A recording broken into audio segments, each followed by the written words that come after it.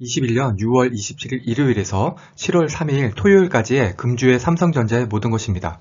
삼성전자의 모든 것에서는 한 주간의 삼성전자 주가 동향, 매매 동향과 함께 증권사 리포트 주요 뉴스를 소개해드립니다. 삼성전자 주주분들이 지난 한 주간 삼성전자에 무슨 일이 있었는지를 이 영상 하나로 손쉽게 확인할 수 있게 하는 것이 목표입니다.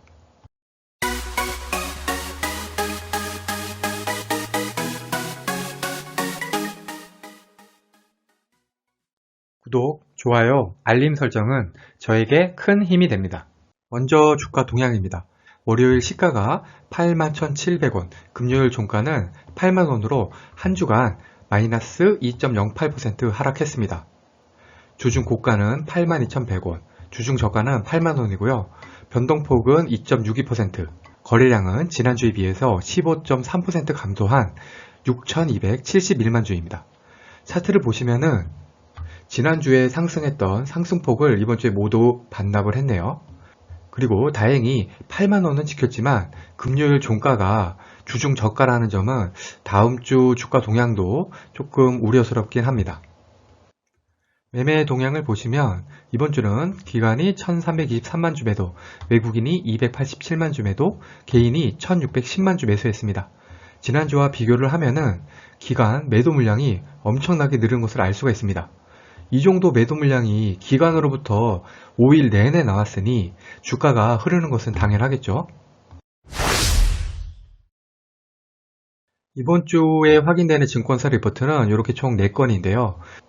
증권사별 리포트 타이틀하고 주요 내용만 간단히 살펴보면 IBK 투자증권의 리포트 타이틀은 반도체가 2분기 주도, 주요 내용은 2분기 반도체만 좋았다.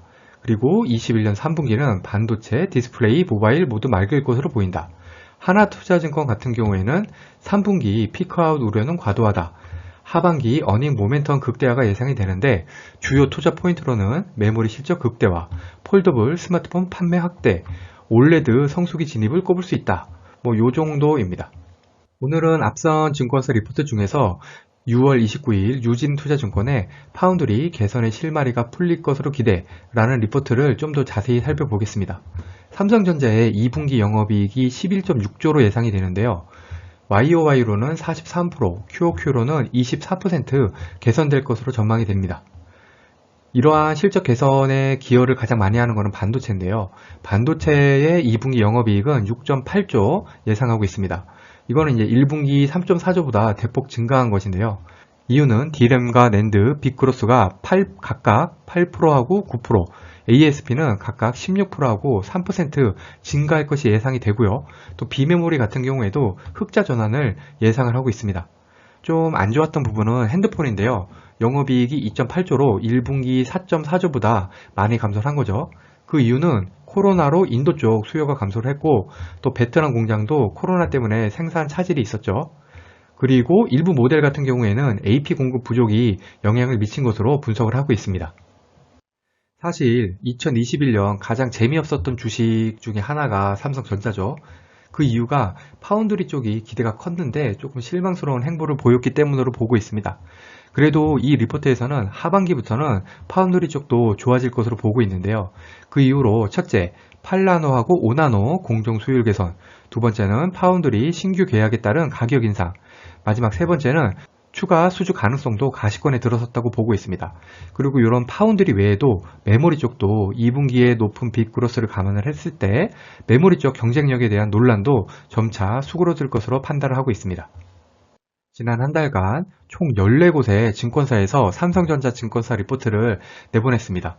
목표 주가가 가장 높았던 증권사는 한국투자증권의 11만 5천원이고요. 가장 낮았던 곳은 하이투자증권의 9만 4천원입니다. 상향이 1건, 하향이 1건, 그리고 유지가 12건입니다. 그래서 최근 한 달간 평균 증권사 목표 주가는 10만 3,785원이고요. 오늘 종가 기준으로 29.7% 정도 수익률입니다. 27일 일요일 뉴스는 연합뉴스의 동학개미 삼성전자 수익률 작년 50%에서 올해는 마이너스라는 기사입니다. 올해 개인의 순매수 1위는 삼성전자인데요.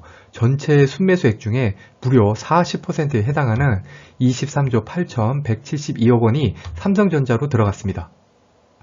삼성전자에 대한 개인 평균 순매수 단가가 83,400원인데 25일 종가가 81,600원이니까 올해 삼성전자에 투자한 개인 투자자들이라면 평균적으로 한 2.2% 정도는 손실을 보고 있다는 뜻이겠죠. 하지만 이게 많이 하락한 것도 아니고 6개월간 제자리 걸음을 하고 있다고 보면 되는데, 저처럼 삼성전자를 장기간 소량 매수 투자하시는 분이라면 오히려 오르기 전에 저가에 많이 매수할 기회를 받았다고 생각할 수도 있겠죠. 28일 월요일 뉴스는 한국경제의 삼성전자 실적 전망 높아지는데 목표 주가 떨어지는 까다이라는 기사입니다. 최근 한 달 사이에 나온 증권사 리포트들을 보면은 올해 이익 추정치는 전부 다 올리고 있습니다. 하지만 몇 개 증권사에서 목표 주가는 오히려 낮추고 있는데요. 그 이유를 좀 살펴봤더니 D램 시장 큰손인 서버 업체하고 삼성전자 같은 반도체 업체 간의 눈치 작전이 심화되고 있기 때문입니다. 그래서 하반기에는 서버 업체들이 주된 고객사로 돌아올 것으로 당연히 예상을 했는데, 그 불확실성이 커지다 보니까 올해는 실적이 좋을지라도 내년 실적을 장담할 수가 없어서 목표 주가를 낮춘다는 것이죠. 현대차 증권 같은 경우에는 이러한 상황을 타개하기 위해서는 메모리 반도체 의존도를 줄여야 되고요. 그러기 위해서는 파운드리, 폴더블, 이미지 센서 쪽에서 이익 기여도가 상승하는 것을 보여줘야지만이 삼성전자 주가가 다시 올라갈 수 있다고 보고 있습니다. 29일 화요일 뉴스는 이데일리의 삼성전자 미국 공장 부지 선정 못했다. 핵심은 칩스법이라는 기사입니다. 삼성전자가 170억 달러짜리 공장 부지를 아직 선정하지 못했는데 그 핵심은 인센티브하고 세액 공제라고 보고 있습니다. 삼성전자 공장 부지 가장 강력한 후보 중에 하나인 텍사스주의 상원의원 같은 경우에는 삼성전자는 자금하고 세금 공제 없이는 신규 공장을 건설하지 않을 것이라고 말했습니다.